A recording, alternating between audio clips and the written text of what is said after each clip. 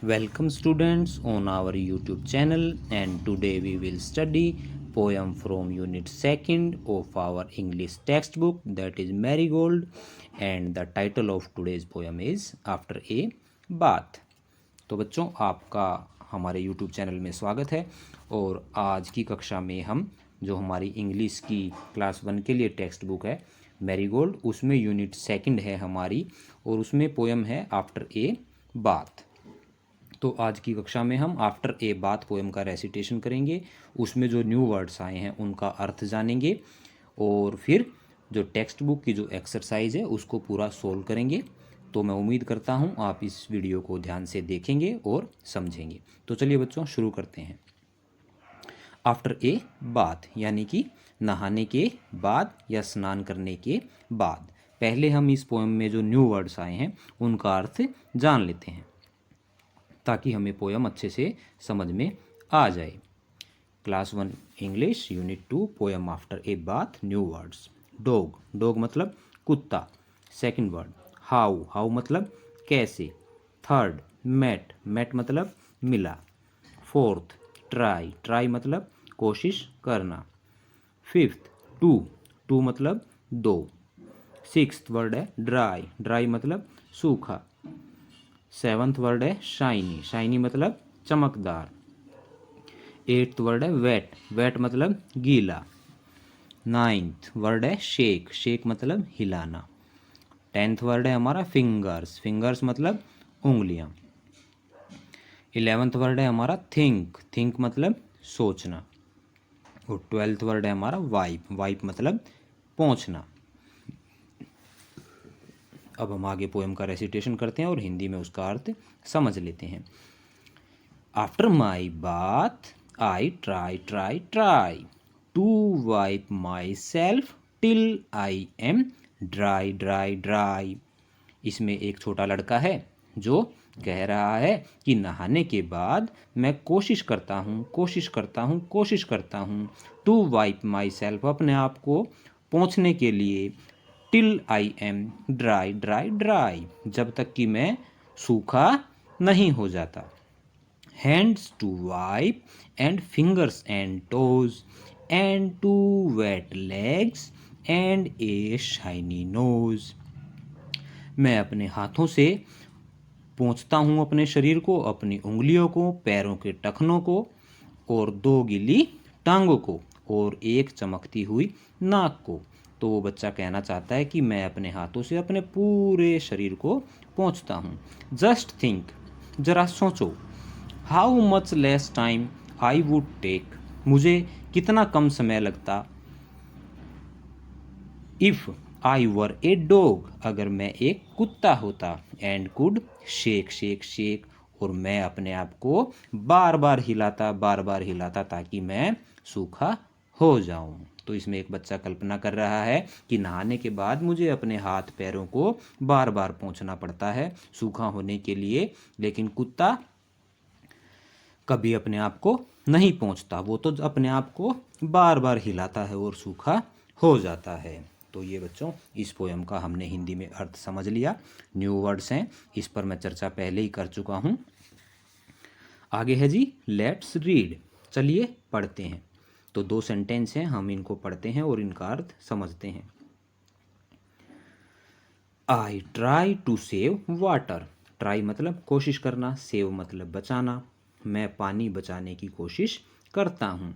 I have 2 ears 2 legs 10 toes and 1 nose, मेरे 2 कान हैं, 2 टांगे हैं, 10 पैरों की उंगलियां हैं, और एक नाक है। टोज मतलब पैरों की उंगलियां। अब आगे चलते हैं। लेट्स टॉक, चलिए बातें करते हैं। और इसके अंदर बच्चों 4 क्वेश्चन दिए गए हैं, तो हम क्वेश्चन आंसर्स पे चर्चा कर लेते हैं। Do you like to have a bath, say why, क्या तुम्हें नहाना पसंद है, यदि है तो क्यों। आंसर 1 यस, हाँ। I like to take bath, मुझे नहाना पसंद है। बिकॉज, क्योंकि। It keeps me clean and healthy, यह मुझे साफ और स्वस्थ रखता है। Question number 2, can you bath yourself, क्या तुम अपने आप नहा सकते हो? Answer number 2, yes I can take bath by myself, मैं अपने आप नहा सकता हूँ।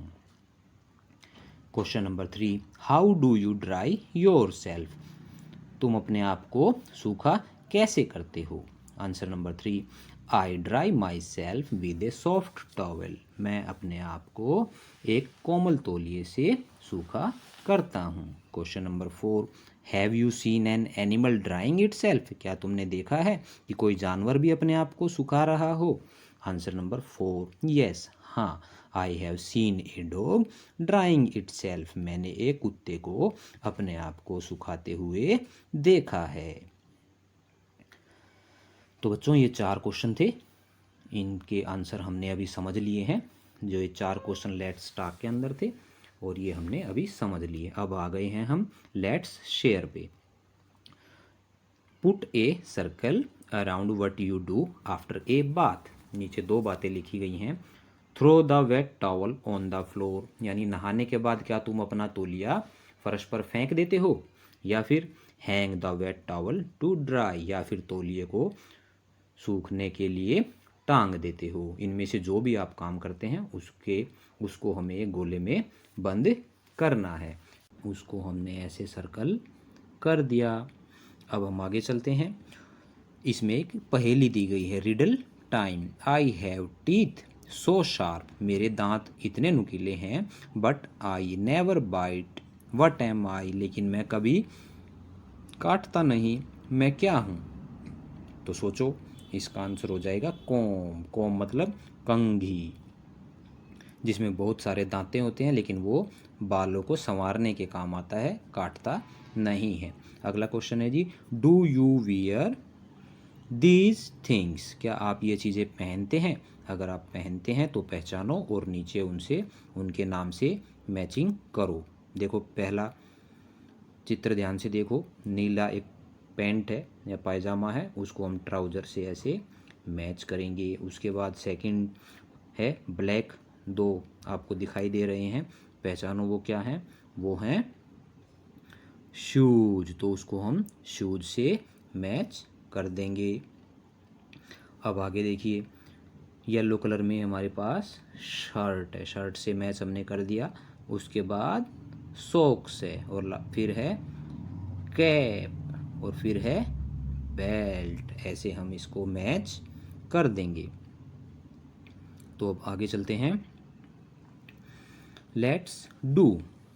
इसमें बच्चों match the following to make pairs, जोड़े बनाने के लिए मैचिंग करनी है। और one has been done for you, एक आपके लिए किया गया है। इसमें 2 चीज़ें हैं जो एक दूसरे के साथ मिलाकर यूज की जाती हैं। जैसे पहला है नीडल, नीडल मतलब सुई, और सुई तब काम करेगी जब हम उसमें धागा डालेंगे, यानी कि थ्रेड, इसलिए नीडल को थ्रेड से मिलाया गया है, तभी हम उससे सील पाएंगे। तो अगला है जी बैट। बैट किसके साथ खेलेंगे? बॉल के साथ, तो इसको हम बॉल से मिला देंगे। अगला है जी सॉक्स। सॉक्स किसके साथ पहनी जाती हैं? शूज़ के साथ। अगला है जी शर्ट। शर्ट किसके साथ पहनेंगे? शॉर्ट के साथ। अगला है बाउल। बाउल होता है कटोरा, जिसमें हम कोई चीज़ खाते हैं, और वो किससे खाते हैं? चम्मच से। तो ये मैचिंग इस प्रकार हम करेंगे। अब आगे चलते हैं, देखिए ध्यान से, let's draw. Draw a stick a picture of yourself and your friend here, then complete the sentences and say them aloud. आप ध्यान से देखो, 2 बॉक्स हमें दिखाई दे रहे हैं। पहले बॉक्स के नीचे लिखा मी, यहाँ पे आपको अपना फ़ोटो लगाना है। दूसरे बॉक्स के नीचे लिखा माई फ्रेंड, यहाँ पे आप अपने मित्र का फ़ोटो लगाएंगे। और पहले बॉक्स के ऊपर लिखा है माई नेम इज़, यहाँ पे आपको अपना नाम लिखना है। और दूसरे बॉक्स के ऊपर माई फ्रेंड्स नेम इज़, यहाँ पे आप अपने मित्र का नाम लिखेंगे और उसे ज़ोर से पढ़ेंगे।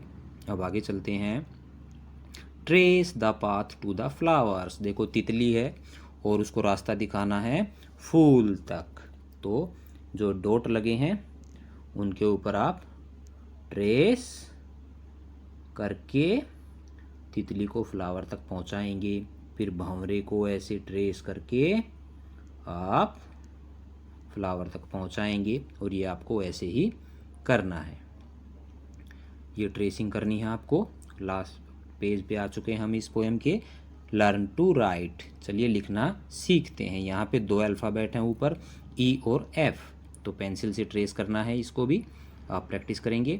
फिर है trace over the waves and colour the fish, यहाँ भी डॉट्स दिए गए हैं और आप पेंसिल से इनको ट्रेस करेंगे और फिश में कलर भरेंगे। फिर 3 अल्फ़ाबेट्स और भी दिए गए हैं, यू वी डब्ल्यू, इनको भी आप ट्रेस करेंगे पेंसिल से और लिखने की प्रैक्टिस करेंगे। फिर है जी से अलाउड, जोर से कहिए, इनको बोलेंगे मेरे पीछे आप। A B C D E F. तो बच्चों उम्मीद करता हूँ आपको ये पोएम अच्छे से समझ में आई होगी। तो please like and subscribe our channel. Thanks.